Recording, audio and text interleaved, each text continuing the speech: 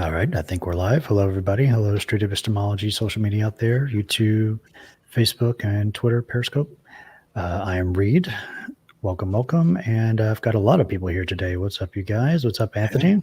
What's up? How's it going? Good to see y'all. Yeah, good to see you. Hi, Jenna. Welcome. This is the first time here. Welcome. Hi, thanks for the invite. Sure. And we have Dali, Juggling Lessons. What's up, Dali? Happy to be here. And Nathan, Abstract Activist. How's it going?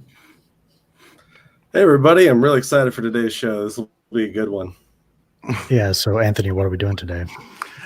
Well, I share Nathan's excitement. Yeah, we have a video of a person, a bishop, a Catholic bishop, who did a critique of a manual for creating atheists about 3 months ago. Looks like it was recorded on September 14th. And then I didn't even know about it until Doug from Pine Creek did his own review of it, which was amazing. I think I watched or listened to it 2 or 3 times when I was doing yard work. And then I think somewhere along the line, somebody suggested doing a breakdown video of it. It may have actually been me. I don't remember. It's kind of, this has been in the works for a little bit of a while. But yeah, I'm kind of eager to go through it with, it's been a while since I've watched it. So it's a semi-fresh set of eyes with some friends, and let's figure out, what this person thinks of street epistemology and try to address some of the misconceptions if there are any. Yeah, let's do it. Let's just jump right into the video. And at any point, feel free to pause and give any commentary. Here we go. Cool. Welcome back to the Word on Fire show. I'm Brandon Vaught, the host and the content director here at Word on Fire. Got a great episode for you. We're going to learn about a new book that a lot of atheists are raving about. A Manual for Creating Atheists was published in 2013, November 2013. But new book, maybe. Yeah, when this first came out, I had to check the dates because I thought it was 3 or 4 years old, at least. Like I was thinking 5 or 7 years old. Like, why would you do a review of a Manual for Creating Atheists? Maybe they just got around to it. Maybe this was recorded a while back. I don't know. But I did think it was odd that they were covering this book at this period of time. They do mention, the pandemic and COVID, so it can't be that long ago. Right. I guess I finally came across their radar, or maybe somebody surfaced it to them to talk about. Maybe. All right. Anyway. Because it includes a new method for creating atheists. We're going to hear what Bishop Barron thinks about this method. We're going to talk through some of the ideas in the book. So look forward to that. Before I begin, though, I'd like to... Creating atheists. I mean, it is called a Manual for Creating Atheists. But I have a clip later on that I'll explain maybe a different goal that the book has, and Creating Atheists is just maybe a publisher, thing to put on the cover. Anyway. I was welcome, Bishop Barron. Do it. I was going to say, I always kind of feel a little bit bad, like having to explain the source material for the method that I'm out trying to promote, because I think it's come so much further than the book. Yes, you can use street epistemology to create atheists. I do think that that's possible. But I think we've learned that it's a useful tool for lots of other things. So I'm not entirely worried that they're maybe fixated on that. Like, I think we have to kind of own that and just acknowledge that this is where that it came from, but it doesn't have to stay there. I think does anyone disagree with that? I feel free to. Somebody said on the Street Epistemology Discord that a Manual for Creating Atheists is kind of like the Old Testament, and we have like the New Testament, which is how to have impossible conversations, which I think is great. I think we should actually use that and say that. Yeah. And nothing will change one jot or tittle from the old. Yeah. And the context are the same. I'm holding my books too. Yeah. And here is the the prophet himself, Peter Boghossian, talking about the goal. So I have that clip right here. This is funny that you have this clip, dude, because I think I was in this audience. Really? That's funny. Yeah, this is the 35th convention in Portland, I think it was. Yeah, here we go. It's like maybe a minute. Portland represent. An indispensable goal is to be free from poor thinking, bad reasoning, faulty epistemologies, and free from the attitudes that lead to religion. What's not important is to be an atheist. It is important to be a person who trusts reason, who formulates their beliefs on the basis of reliable evidence, and who's genuinely willing to reconsider. Atheism is a natural consequence of possessing these skills and attitudes. Yet one could be an atheist and not possess these skills and dispositions. That is, one could be a doxastically closed atheist. This should not be an intellectual or attitudinal aspiration. Atheism is not an immutable, timeless truth. Atheism is a conclusion. It's a conclusion one comes to based upon an honest and thoughtful examination of reasons and evidence. There you go. Maybe that clears up the title a bit. Yeah, I mean, if there was evidence, I mean, correct me if anyone disagrees. I think if there was evidence that would show that a God was real, we would probably evaluate the evidence, see if it's testable in some way, and then no longer be an atheist.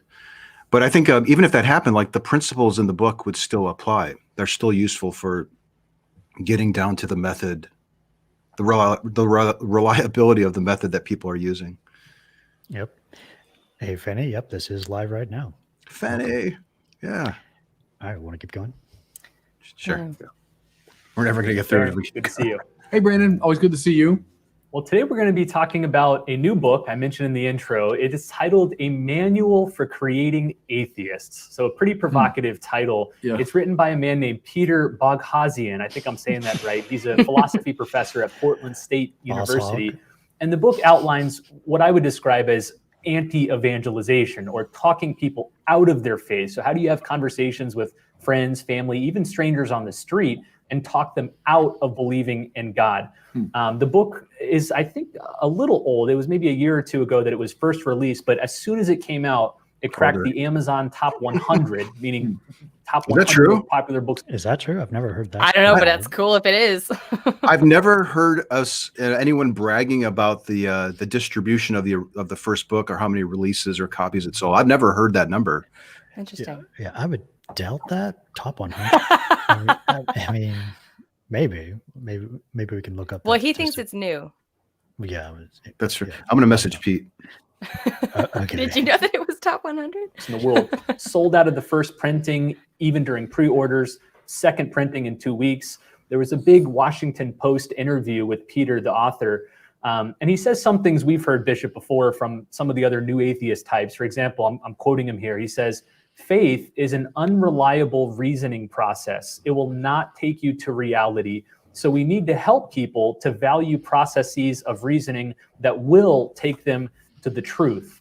And elsewhere in the interview, he compares reasoning people out of their belief in God to treating drug addicts. He says faith is a virus, and so we need to cure people of this virus. Guilty is charged a little bit from the language in the first book. I think a quote from the book is like, "Yeah, you will, in a very real sense, be administering a dialectical treatment to your conversational partners in a similar way that drug addicts receive treatment for drug abuse. You will not be treating drug addicts. You will be treating people who have been infected with the faith virus." You know, it's charged language. From the Very charged. But this was the language that I needed to hear at the time to get me enthused about this approach. Because I was, I mean, literally, I was having horrible conversations and debating wasn't working. And it's like, there's this guy, and I kind of like the arrogant thing. Like when I was sitting in the audience listening to Boghossian, I think I even told I felt bad about it afterwards, but I'm like, that was the word that came to my mind. Like, but like it's in a way it's almost justified, because the technique, I think, can accomplish what it is he's saying that it could do. So it's sort of like a justified thing. But like, yeah, all that negative language, don't get me wrong, like I'm not advocating for that. I think that that's really problematic looking back now in hindsight.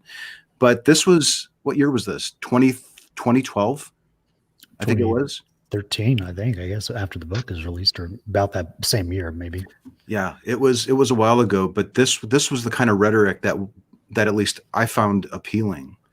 But in hindsight, it is a problem. Boghossian said, I got a number here, Jen said, 70,000 in English, 30,000 in other languages.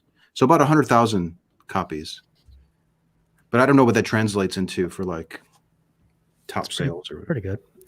You know, I don't think if Anthony, if you hadn't kind of done your thing, to SE, by the time that I found the book, I don't know that I would have read it, just because of the title, because of actually how it starts. It does read kind of like a manual for creating atheists. So I kind of get it, and it probably would have turned me off to it if you hadn't interpreted it the way that you did. And I think that was Peter's goal. Totally. But to see that in fruition was different from me reading it, if that makes any sense. Honestly, it's not like it was an intended thing on my end. Like, I set out to do what the book's like purported to be able to do. Right. But when you start using the techniques in the real world, you start to realize that, oh my gosh, these are real people with emotions, and I don't want to hurt people, and that could be the consequence of it. So like, there's this battle of ethics that you start. Feel free to jump in if you guys feel the same way, but like that really aggressive, snarky, let me take your faith away approach just lost its appeal very quickly when you start going out and having talks with people. Yeah, it's like his language is for marketing the technique to atheists, not like using that language and style to actually talk to believers. It's like maybe that got conflated in like the messaging at some point. Right. Like, here's some of his rhetoric this was an Atheist United here in Los Angeles. So like, yeah, like, were you at this one, Reid? I don't think I was at this one. I think it was like during December and I was at home, but this was his kind of language at that time.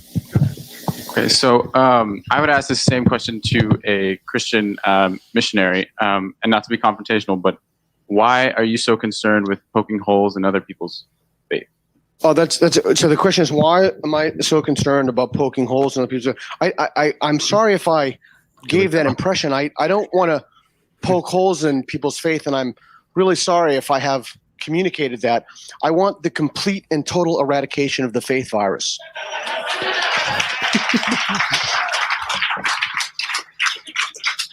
The reason that I want to do that, and I articulated that in the slide, is that if everybody lived on their own island, or if we were in some kind of a matrix, but there was only one entity in the matrix, wouldn't make any difference what people believe. But we live in a democracy. People have been hurt.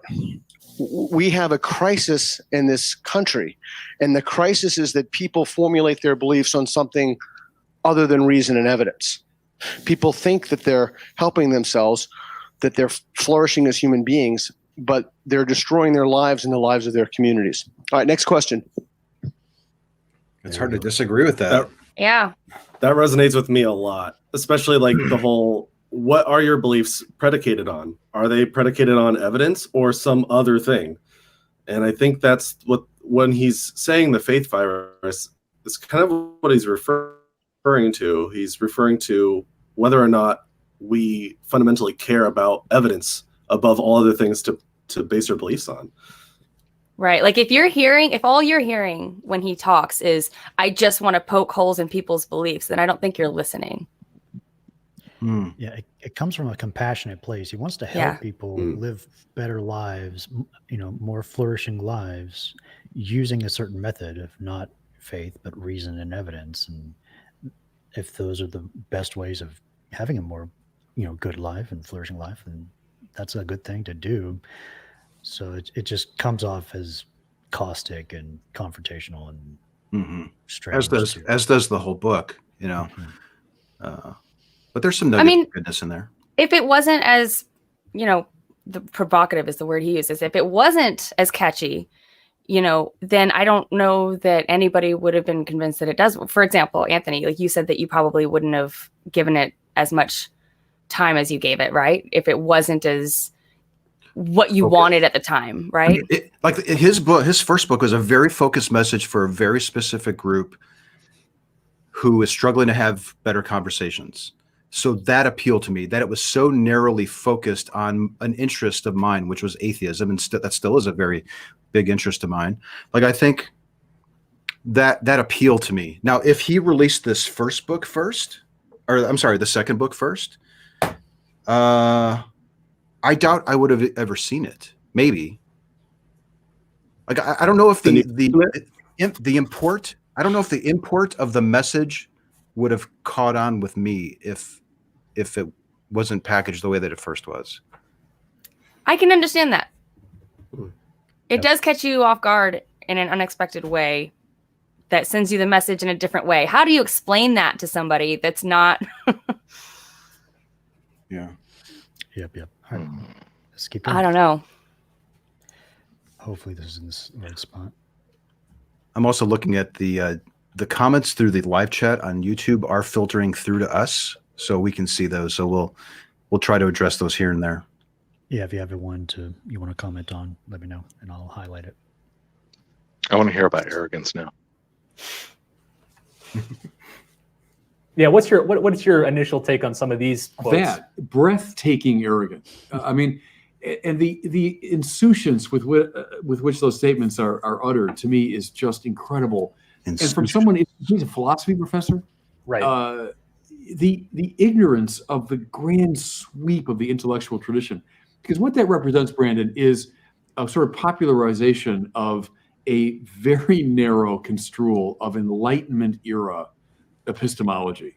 But to claim that knowledge is reducible to the kind of scientific method or the empirical method, the breathtaking ignorance and arrogance, because it overlooks so much of the intellectual tradition that is not accessible through such a narrow, restricted epistemological method. So anyway, that's just my first.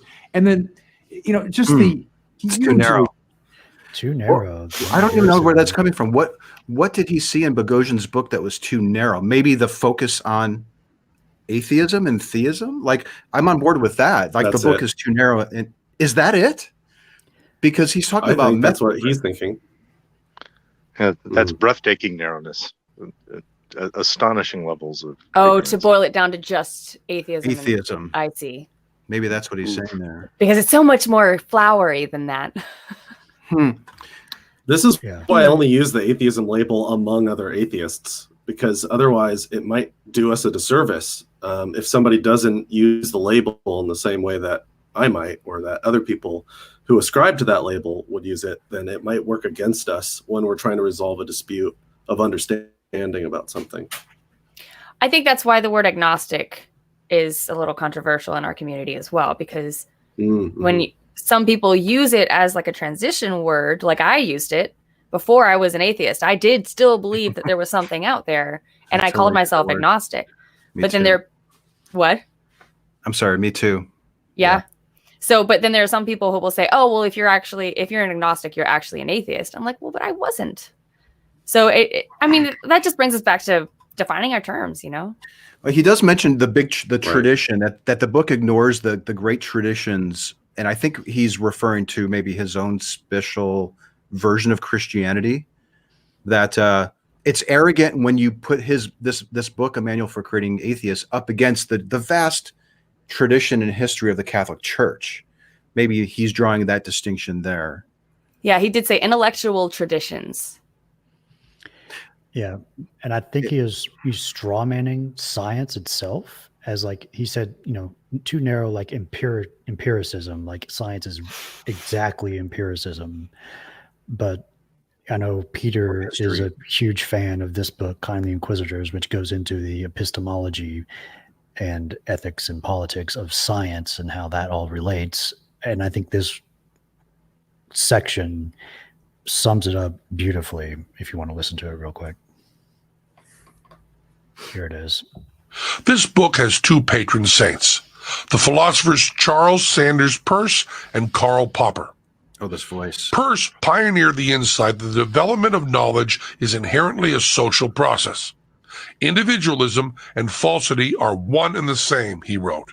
Without public checking, there is no way to know, even in principle, whether the man scribbling alone in his room is Einstein or a lunatic. Unless truth be recognized as public, as that of which any person would come to be convinced if he carried his inquiry, his sincere search for a movable belief far enough, there will be nothing to prevent each one of us from adopting an utterly futile belief of his own, which all the rest will disbelieve. That's what the outsider test for faith tries to guard against. Science is unique not because it tests propositions experimentally, but because it tests them socially, through a decentralized public process that refracts and distills the experience of countless observers, reaching conclusions which embody the view of no one in particular. The magic is not in the experiment, but in the repeating of it and the criticism of it. One man's experience is nothing if it stands alone, said Peirce. If he sees what others cannot, we call it hallucination. It is not my, but our experience that has to be thought of, and this us has indefinite possibilities. Knowledge, then, is often empirical, but it is always social. By its very nature, it transcends individual effort. We are all putting our shoulders to the wheel for an end that none of us can catch more than a glimpse at. That which the generations are working out, wrote Peirce. But we can see that the development of embodied ideas is what it will consist in. What do you think of that? Love that. Well, you got all the little clips tucked away, ready to go. Mm-hmm. Yeah, I was just thinking, you're legit. I should have known. We got Reid here. Came prepared. I wouldn't be surprised if Penn Jillette is actually live. Yeah, that'd be great. Oh, wouldn't that be something? His voice seems very similar to the other fellow. What is his name? I can't remember. Some Christian guy who narrates videos. They have a school or a university. I don't know. It's been a while. Not sure. Anyway, I'll think of it. Maybe somebody will type it. Well, maybe we'll find some actual objections. Yeah, let's do it. Significant hopefully. figures in just the Western tradition, from Paul to Augustine to Aquinas to Bonaventure to Mozart to Bach to Descartes himself, to Newton himself, who were religious believers. And that all these people are just, what's the language he's using there? They're like drug addicts. They're just caught in some opium den of illusion and so on. Just on the surface of it, the arrogance of it to me is staggering. I agree with that. It's kind of dismissive. I have strong feelings about this at all. So you like the book, is what you're saying? I mean, I don't know. I'm just hearing about it from you, but I mean, just that kind of statement is so baldly ignorant and arrogant that it's just upsetting. You know. Okay, so in this book, I kind of as an alcoholic and drug addict, I can understand the whole wanting to refer to religion as a drug or an addiction of some sort, because it depends on how you define the word. And so I can understand how people can refer to it as addiction and not be dismissive of it in the way that this bishop seems to be interpreting. I don't know that he was necessarily being dismissive when he made that reference, because in a sense, I mean, if you define addiction as something that you're convinced that you have to survive, and that you'll go to any lengths to get it, I mean, you can look at religion that way. And to some people treat it that way, and to not be able to question it, addiction isn't something you can rationalize. Addiction isn't something you can just logic yourself out of. I haven't really thought about it until now, but typically people who are struggling with drugs or alcohol, we maybe tend to look at them as weak or bad people. Mm-hmm. So perhaps the bishop is drawing an association there that you're a bad person if you take it on faith that this stuff is true. You're a bad person if you don't respect the grand history of the Catholic archives or something like that. That maybe he's equating it in terms of a morality position rather than, because I mean, I think the addiction thing kind of fits in a way. Like, religion is often something that people turn to get through difficult times, and it makes them feel better and it deals with reality, sometimes to their detriment. It's a pretty good corollary to drugs. Yeah. But I think it's maybe there's the idea that maybe we're equating people who believe in God as being bad people, which really kind of flips the message on its head, doesn't it? Because usually it's the opposite way around. Yeah, I think that's kind of just a reminder of why I think charitable listening is so important, because when you hear somebody talking and referring to religion as a drug addiction, be careful, because you may have an assumption of what that person's trying to say, but you may be completely wrong. And yeah, but interestingly, The technique that a lot of psychotherapists will use with people who are addicted to substances is very similar to what we're doing in street epistemology. Yes. Yeah. So I can understand why the author, Pete, drew that parallel between that. Mhm. I think he knows people who are in that business that deal with people who are struggling with addiction. And what do you do? How do you break through to those people? And it's what you have to do is you have to say your story out loud. You have to hear it, what it sounds like for other people. You have to see how much it's hurting other people for you to realize that it's actually hurting you. That's deep. Yeah. It's complicated. Want to get So, going? yeah. All right. He outlines what he describes as a novel approach to drawing believers out of this addiction, this virus, that he calls street epistemology. Street epistemology is sort of this set of tactics that allow you to have conversations with people who believe in God and sort of talk them out of it. The main way he does this is through a form of Socratic dialogue that challenges people's faith by asking them a lot of questions. And this model of street epistemology has gained a Street apologetics? No. huge following in the atheist community. You see this term pop up in basically every major atheist book since then. Whole websites devoted to it. The whole YouTube channel so much. devoted to people putting it in action, filming YouTube themselves, channel, yeah. going out on the street and talking to strangers and convincing them that God doesn't exist. This guy's doing it with So some what good I want to do justice. here, Bishop, is talk through the steps involved in this street epistemology and get your I'm going to thoughts pause on it them. because I'm taking these from the website Street Epistemology. Is there some enthusiasm around the method? Absolutely. Have I seen lots of authors incorporating SE and talking about it in books yet? No, that's not happening yet. It's in Peter's second book. I think he mentions it, but I'm not aware of many other books talking about it. But are people recording videos and putting them online and that type of thing? That's taking off for sure. And that's some good acknowledgement for streetepistemology.com. They say that you are a reference. You are what did I write down? Resource. Anyway, that makes me happy until I think of their epistemology. And then I'm not as happy again. Yeah. Okay. What's the rule? So now they're going to get into the nitty gritty of it. And I want to keep track of how many times as they go through, they're going to go through bullet points.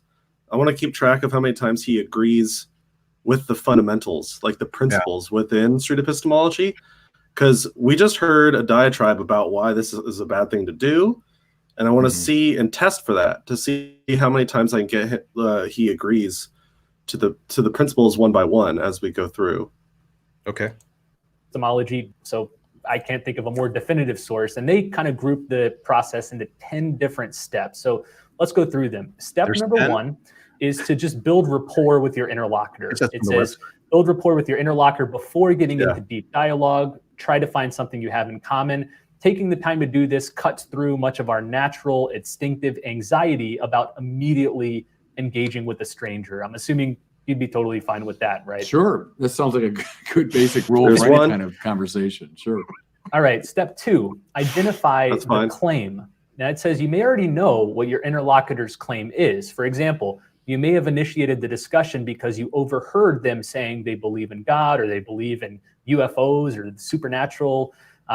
But once you're actively looking to practice street epistemology on someone, you need to take the step of moving from idle chit chat to the worthwhile claim. He's saying it's not just about God, so that's good. Street epistemology are focused on religious claims. So the common claim is something like God is real and the Bible is true. And so they're encouraging you to ask the other person, is this what you believe? And this reminds me, Bishop, of something you've often encouraged. Make sure that you're clear on what the other person believes and that you're not just straw manning it or coming up with a weird distortion of their belief. Yeah, fine, fair enough. But I'd also want to make sure that you're talking to at least some really well-read, well-informed Christians. I find very often with this sort of thing, Brandon, is people talking to No true Scotsman. Do you want to talk to that a little bit? That's a no true Scotsman right there. Well, make sure you're talking to a real believer. if only real believers called into the atheist experience. Right. What's people need to understand is that these are beliefs that everybody is walking around with. So it's they, in their mind, they're qualified to defend and speak to how they concluded that it's true. And I think it's of the utmost arrogance to think that to just blow that person off. That's not a qualified believer. You're not Bullshit. studying an apologetics. They show up. They donate to your church more than likely. They baptize their kids in your church. These are the people that we're talking to, the regular, everyday believers who act out on the beliefs because they think that it's true. Can we use SE on other more hardened, seasoned believers? Of course. Absolutely. It just takes more time, in my view. But yeah, this is a tool that can be wielded by anybody, regardless of how your level of expertise on the topic. well, but you know, there are people, like I've seen you even have a couple interviews with people who are literally, they're just not even open to questioning themselves, and you can tell that from the get-go, and you're like, this is the kind of person you don't want to be talking to, because they're not a closed-minded person. Yeah but that was probably who that bishop might consider somebody who's actually somebody worth talking to. It can also be fruitful to talk about a topic in which two people agree, to just check to see if you agree for the same reasons. Maybe you use totally different reasons to come to the same conclusion. Yeah. And you can either find more reasons to believe what it is that you think, or that's why there's 30,000 discover that the other person's been, maybe somebody else is going around saying what they believe, but they're using all the wrong reasons. So there's no wonder why no one's considering what they have to say. So it's just a way of exploring ideas and reasons to see if our reasons are good enough to really support the idea, the conclusion. Yeah, would they prefer that we just stick to sophisticated theologians for Islam or Hinduism or Scientology? Or can we talk to just the regular lay people about those things? I'm open to it. My calendar, it's on there. Yeah, go for it. Go to seek out Dali. Alrighty. Whoever paused it, keep going. Okay, I think I paused it. Sincerely people, but who are utterly incapable of defending their faith intelligently. And so therefore you do end up knocking down a straw man, because they're just maybe not skilled in that area. They're not trained in the apologetic or theological tradition. So I would encourage the street epistemologist to make sure he's not just... It's not because we're not skilled in theology. It's because we are cognizant of the scientific evidence around psychology and sociology that we're using street epistemology. And if I was looking for straw men to knock down, that doesn't end up getting us likely any closer to the truth or helping a person really figure out what's propping up all their reasons. So to equate what we're doing in street epistemology, I don't know if did he come out and literally say that we're straw manning arguments? I hope not, because what I think is evident he was saying that if we speak to somebody who's unqualified, that would essentially be just going against bad arguments because they wouldn't be educated. Oh, I see. Yeah. Well, it's kind of insulting to just people like his congregants or just regular believers. Does he think all regular believers or most of them don't have this somewhat, more rigorous version of their theology in their minds? That would be a good question, is what is your threshold? What's your standard for saying this is a person that would be appropriate to use this technique with? And then what percentage of your congregation would you say has those characteristics? Wow. Good question. Yeah. Hey, that's that could really that could be a public request. Hey, Bishop, please, we would very much like to engage with that representative group that you mentioned, and we even prefer that you select them, and we'll be happy to work. We'll bend over backwards. We'll make it easy. By what parameters would you like us to be navigating your particular denomination? And would you recommend that we use the same thing with Muslims? I wonder if he thinks he's qualified. Good question. So. That's a good one too. Just talking to a religious believer, but making sure he sits down. How about with some philosophy or theology professors too? How about some experts in apologetics to make sure this is not just a one-sided conversation? Zooming out a little bit on this topic of street epistemology, it does strike me, as you say, that a lot of these methods are meant to be used against believers who are mostly naive about their faith. Maybe they believe in God because of personal experiences or the way they were raised, but they can't articulate good reasons for their belief. And so this philosophy professor is encouraging his fellow atheists to target identify and target these naive believers and convince them that you really don't have any good reasons to believe in God, so you should just give it up. Yeah, and that's just Citation, unfair. you You know, I did? mean, fair enough. You want to engage anyone, I suppose, but let's be a little fair about it and make sure that it's okay to engage you're anyone. taking serious religious people under consideration. Serious, yeah. So this goes back All to right, the I'm going previous to point. skip ahead over the next couple because they're pretty straightforward. Step 3 is to confirm the claim. So ask the other person, do I understand you correctly that you believe blank? Step He 4 agrees. is to clarify definition. So once you understand He's what the nodding other his head. person believes, make sure you guys Mhm. agree on the same terms. So if they Well, say, go ahead. Can I just jump in there? Because as you know, many times atheists think that we think God is some item within the universe. And so I find often clearing that point up is extraordinarily important. I'd love to start there's there. this and there's that, and I go up in space Definitions and of see these God. items, and Yep. I don't see God among the items in the universe, which is precisely what God is not. And so, sure, clarify the definitions, which I think would help the atheists understand how pointless many of their questions are, that they're going after something that serious religious people don't believe in. Okay, so this is something that I think we can all do better at as atheists or just as people navigating the world and interacting with other people. Let's not assume that we know what they mean by their definitions of words. I think that's almost like SE doctrine at this point, is to try to work out the definition. Do we always do it? No. I'm horrible at asking a person to please identify specifically what you mean by God when you say God, for example. I'm not very good at it. It's very important. Do you spend more time on it, maybe? I think it's very important to do that. Like, what do we mean? What do we mean by this? I mean, what is the claim exactly? And try to repeat it using completely different words, and then see if they agree to that with my words, because then we can acknowledge we understand each other. Yeah. I'm trying to tally how many times he's agreeing. Would we consider that an agreement? Because I think that was two agreements.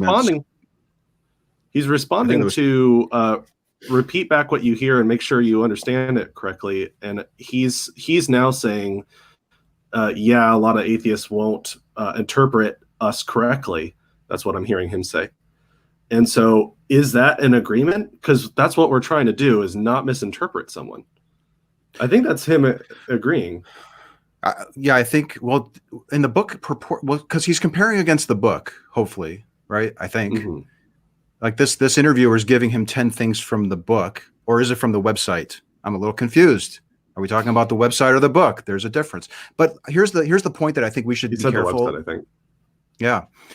We have to notice his frustration there with people misrepresenting his definition of the word God. So that's a learning lesson for us. We have to make sure that do you want a frustrated interlocutor who's thinking this person's just talking past me? No, we don't want that. Right. Good stuff. Yeah. It's really Or easy Mark to doesn't assume. agree. It is really easy to assume that we know what they're saying when they say God, because we had typically, from my experience so far, most people having these conversations have had some kind of belief in a God before.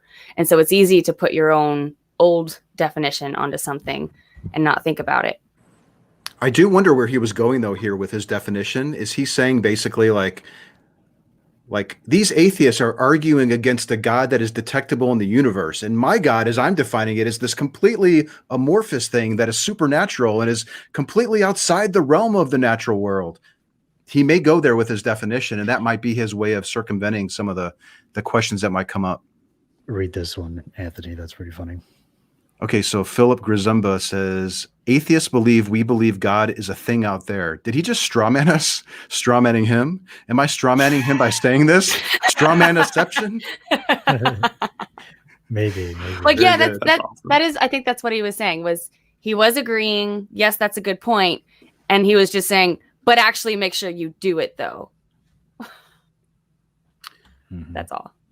Yeah.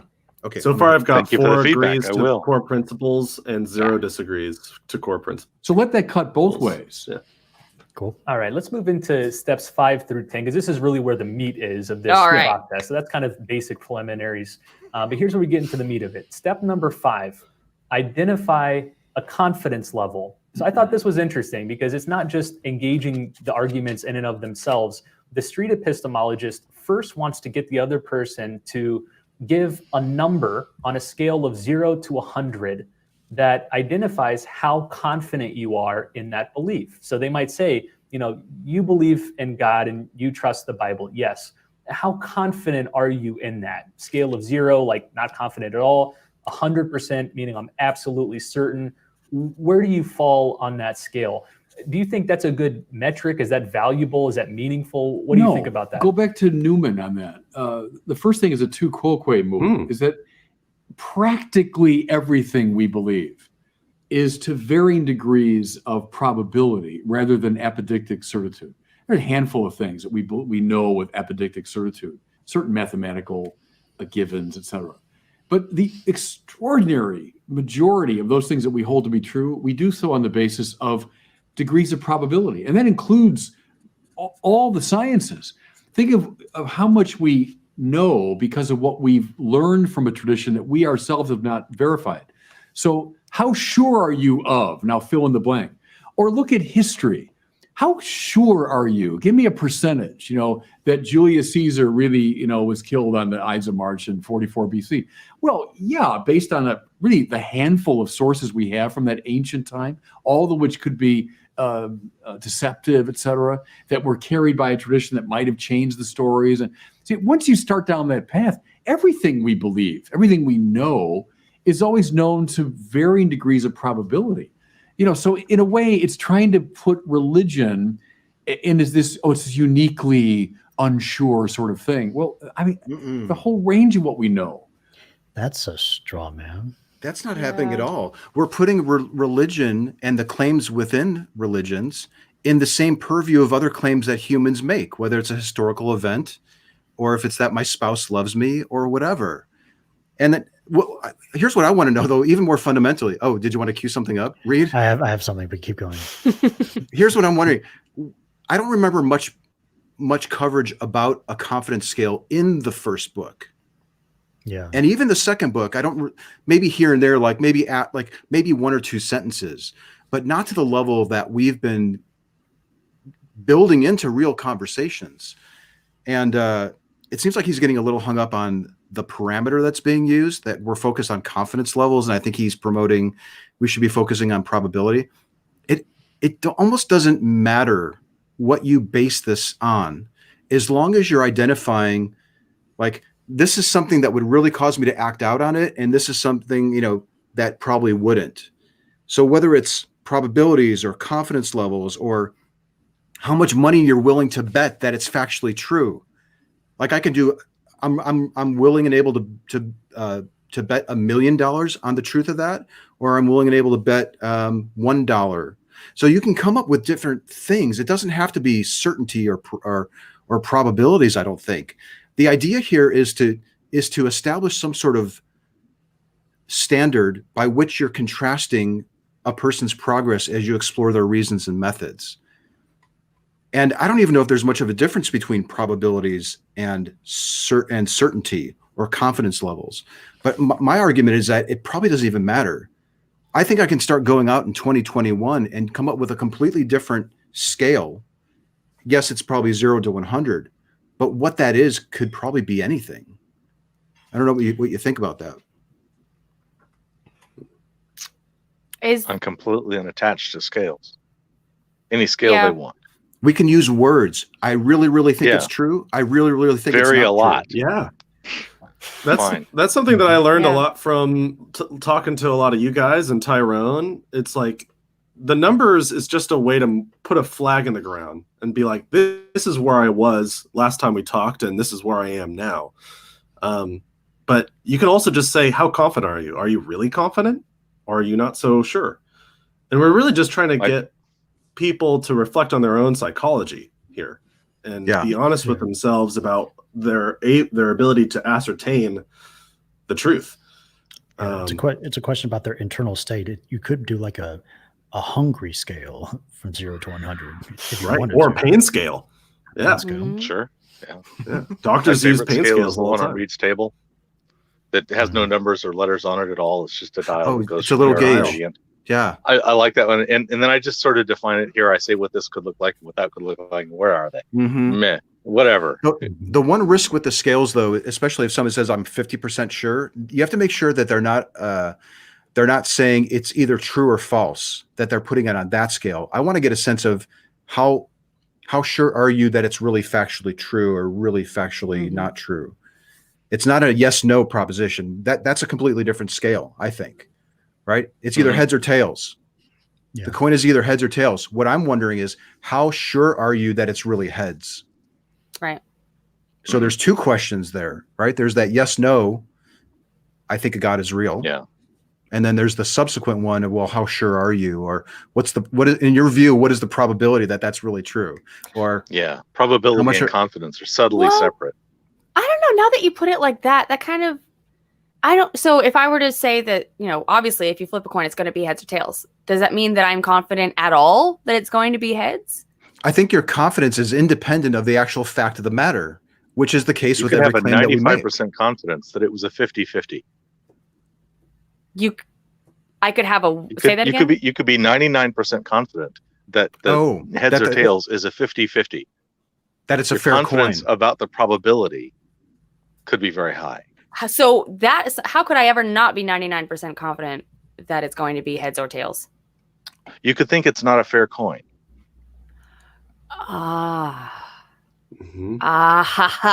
Okay.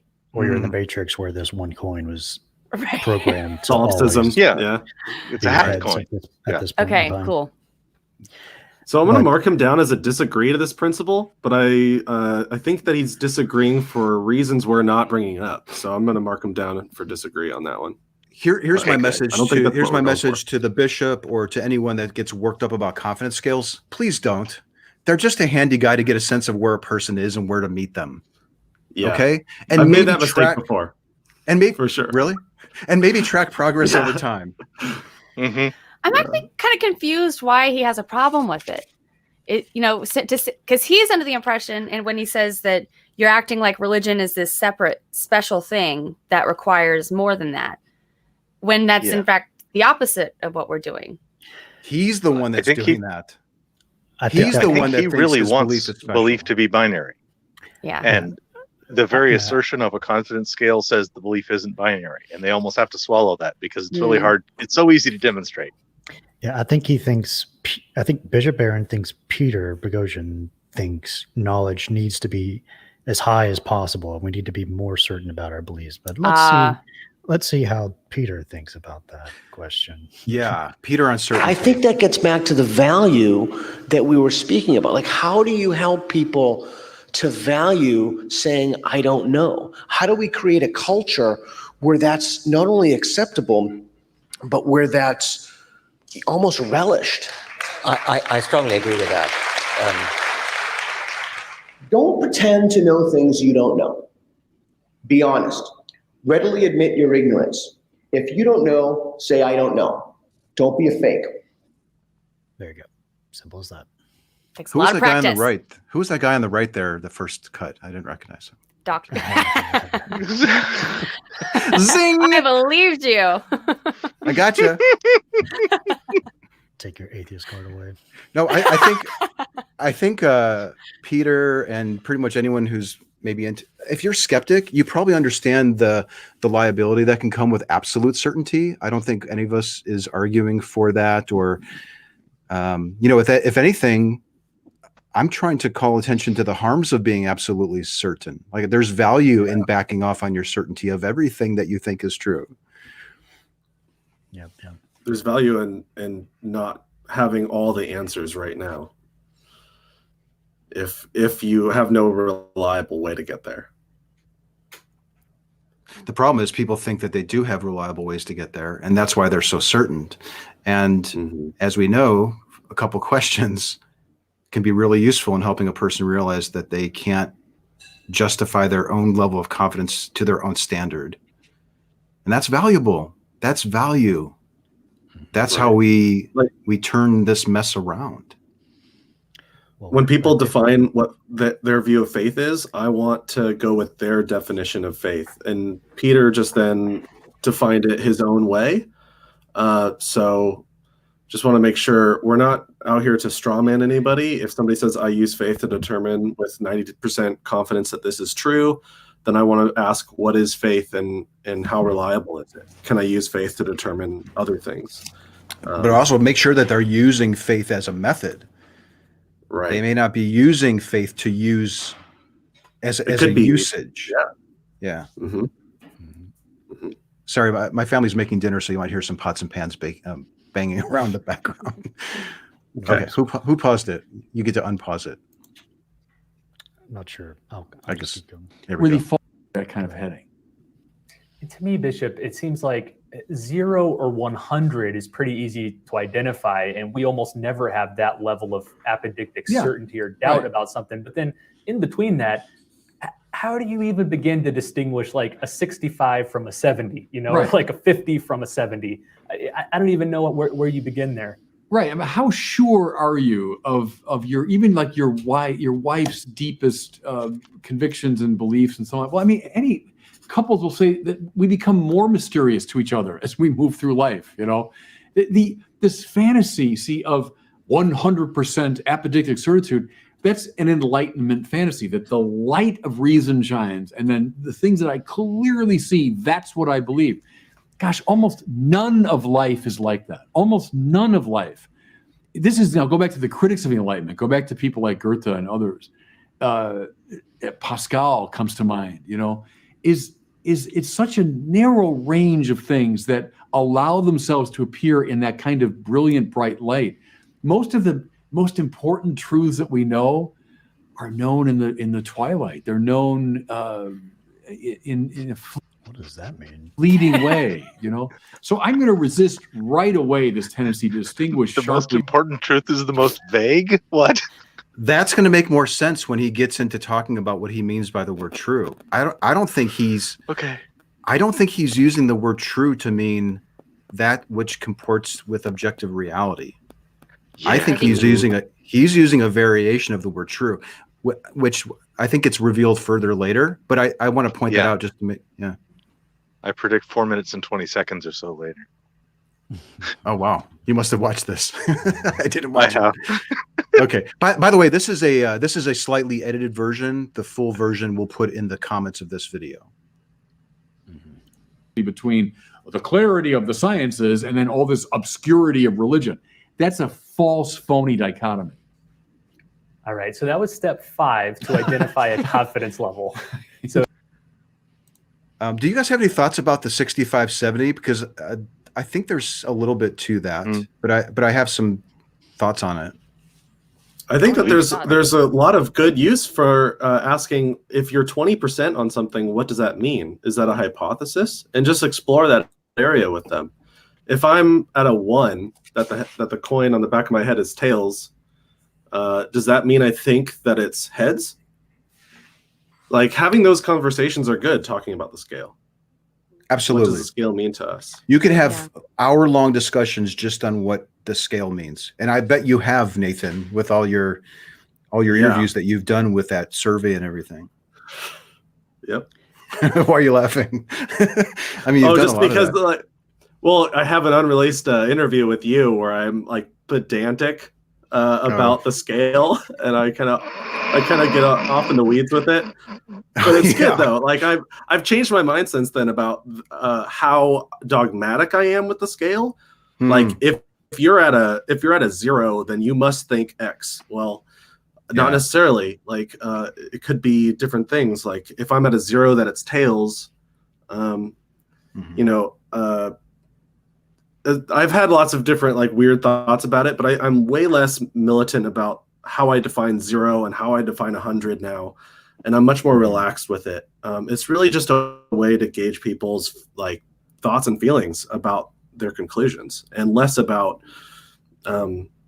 being like, you have to accept my version of 0 and my version of 100. Yeah. Go with whatever parameters they establish, as long as they make sense to both of you, and just roll with it. Well, and you can say, I'm 25% sure of this. And then at the end of the conversation, say, you know what, maybe I wasn't 25%. I mean, there's no rules. That's the whole point, right? That it is whatever you take from it, right? Mm-hmm. It's an and maybe exercise throughout the course, maybe you move up in your confidence because the person asking you questions helped reveal a better reason to justify your certainty. Yeah. Or your the probability of it being true, or whatever you've come up with. See, I was thinking that maybe a 65 to 70 would be so minor as to really not make that much of a difference. But I think since our beliefs inform our actions, there may be some actions that I would be less willing to do if I did move from a 70 to a 65. Right? Like I may not retweet something because I've actually shifted in my certainty on that being factually true. So there might actually be a way to observe and see how this is playing out in people's behaviors. It kind of makes sense, right? Like if you lose your confidence that God is real, you're going to, unless you're forced to go or something, you're going to probably stop going to church. You're going to probably stop praying. Like you will start abandoning actions, beliefs that you take because you thought to a high degree of confidence that it's true. So while the numbering might be a little weird, it's the behaviors that could be fluctuating. So from the moment before you recognized yourself as an atheist, I'm curious what your confidence level would have been from the moment before. I mean, mine was a gradual thing where I was always probably like at a 20 my whole life, gradually moving down. So, so my going to behaviors, you have to be careful. I was a kid. I was going to church. So looking at my church attendance as a function of measuring my confidence level would be problematic because my parents were making me go. Right. You know what I mean? But it was sort of a gradual thing. I don't know. Reid, you had a high degree of confidence that God was real, I think, at one point, didn't you? Yeah, for sure. Very high up to high school, and then got cut down after an Eastern religions class, and then got cut down some more in college with an atheist roommate, and then cut down a lot more around after college with seeing the atheist experience for a couple months. So what would you say was the lowest that you got before it changed? When you say change, like meaning when he said, I'm now an atheist? Yeah, from the moment that you changed from I believe there is a God to I don't believe that anymore. What would you say the lowest you got on the scale? Maybe it fluctuated to like a 90 after high school and then down to 70, 80 during college, and then way past below 50 after that. Maybe 50 for like a month or two while contemplating it, and then much lower. Kind of from 50 to 0? Yeah. Okay, because I think I would say something around the same, that it got down to about 50 to the straight up, like, I just don't know which one to go with, and then found out. Because I don't know that I would ever consider myself 10% sure of something. Like, why even hold that as a belief? I don't think we typically think about our views in that way, but you can. Like, I'm probably a 10 on some things. Like, I'm a 10 that Trump really won the election. Like, would you give it that much? No, but it's probably like a 2. I mean, I was trying to come up with a point on the fly. But you know what I mean? Like that 10 to 30, 10 to 40 even. Like, I could identify something that would move me from a 2 to a 10. Like, if I see video of some shenanigans in the Pennsylvania, wherever the fuck they were counting those ballots, right? If I see a 10% chance of rain tomorrow, I'm going to be 10% confident it's going to rain. There you go. All right. That's all right, easy. all right. That's an easy one. I think it's worth noting that people who are promoting this way of thinking about our beliefs are even still struggling explaining it. So we have a long ways to go on this, but I think we're open enough to, I want to be called an apologist. I don't. I think I'm an apologist for street epistemology. Well, maybe I like evangelizer better. An apologist means that you can justify something without justification to me, and I don't know if I would ever want somebody to call me that. My definition is someone who defends something to be the case. Yeah, I'm an apologist for critical thinking. Yeah, I like that. I'm an evangelist. Is a lawyer an apologist? Yes. Yeah. Apologist has by this that negative definition, yeah. connotation, and rightly so, I think, because a lot of people have really perverted the usage of it, in my view.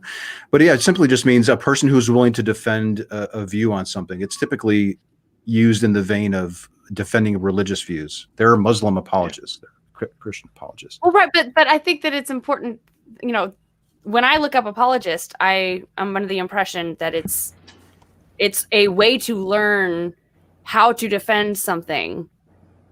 Oh, well, without, you know what I mean? Mm-hmm. I think the defenses are the apologies, and defending it is being an apologist. Something like that. So, yeah, apologist people school. People, I guess, would maybe read a few books or go to a seminar or watch a couple YouTube videos and say, like, I'm interested in apologetics. I am now an apologist for this.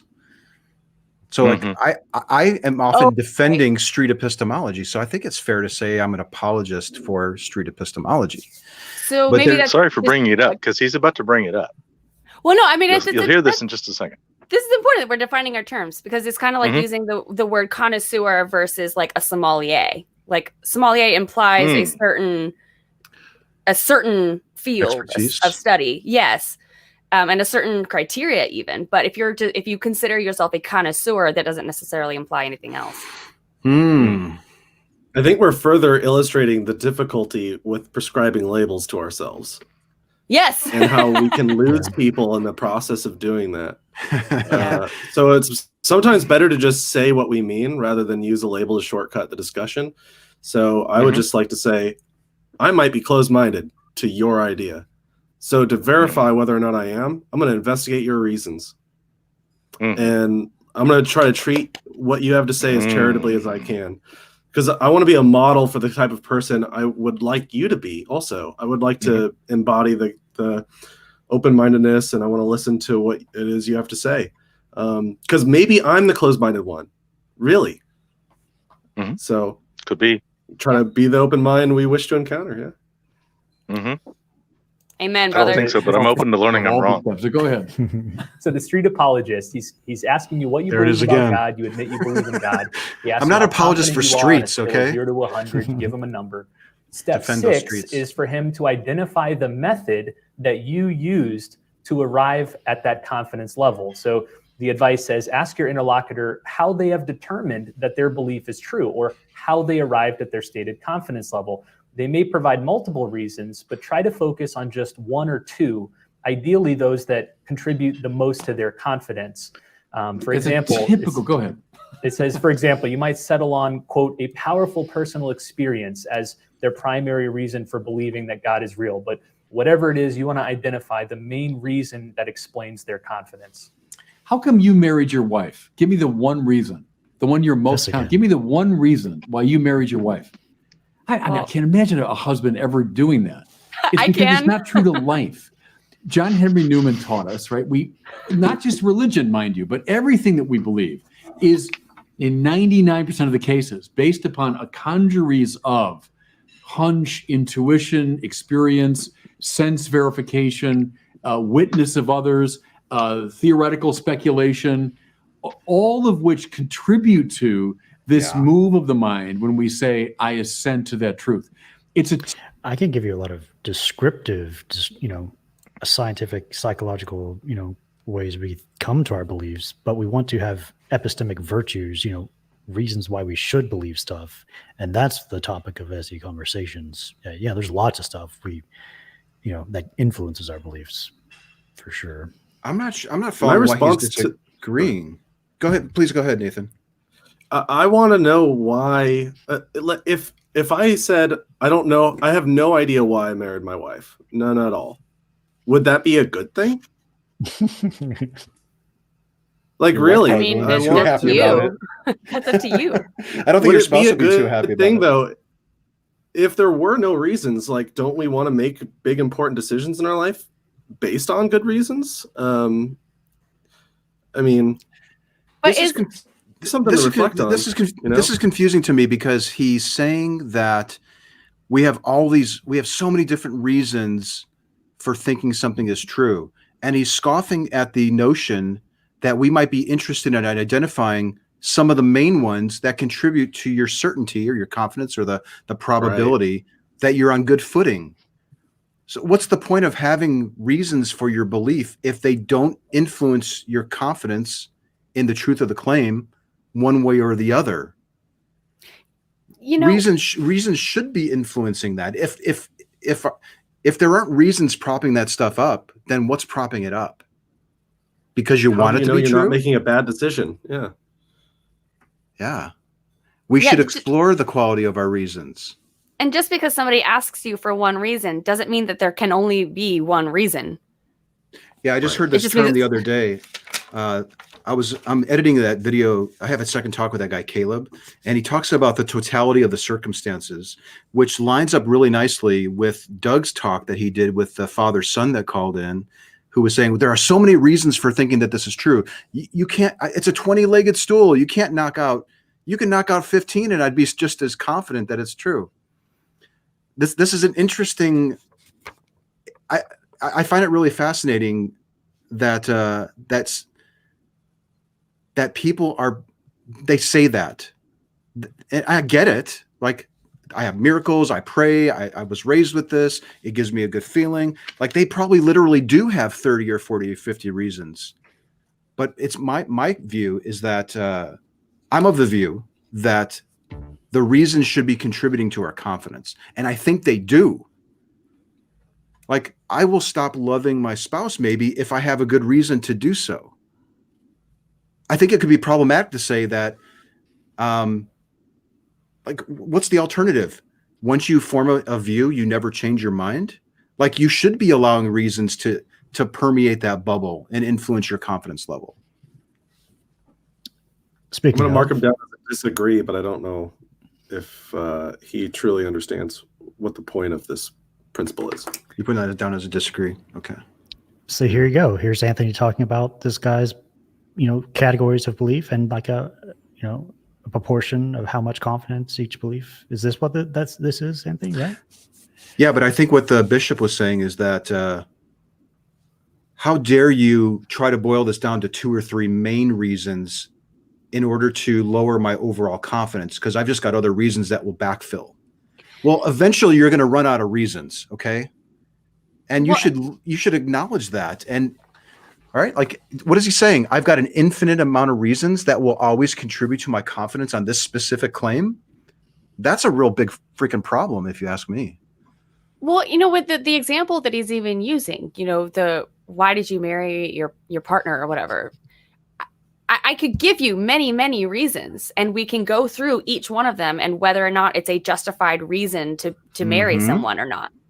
And I wouldn't just say, oh, but there's so many that we just can't even talk about it. And the reasons your spouse would probably be different than the reasons that you would give, I would imagine. Yes. Like, they won't be exact. And my reasons the day I married him are different than they are today. I mean, it's... And he may give a reason that you say, damn, that's a good freaking reason. That's now my number one reason. Right. Right. There's value in talking about our reasons. Yeah. You can also just say, like, what reason do we have if you are met with this? Like, I think I want a divorce. Well, what are the reasons for that? Well, what if I just divorced you for no reason? Like, obviously the reasons matter. Right. We expect reasons for the big decisions that we make. We should. And if you're not doing it, then you likely have a bias. Right. Yeah. And I'm okay with having a bias against my partner, though. No, actually, because I'm a skeptic. And if there was a legit reason not to, there you go. I would want to know. Right. And I hope some people don't. Some people don't. Some people don't want to ask those questions. Just to go back to basics here, if someone said they have a lifelong relationship with someone that they've never actually seen in reality, it's just someone they internally talk to and that they are married to, how would we feel about that as a relationship?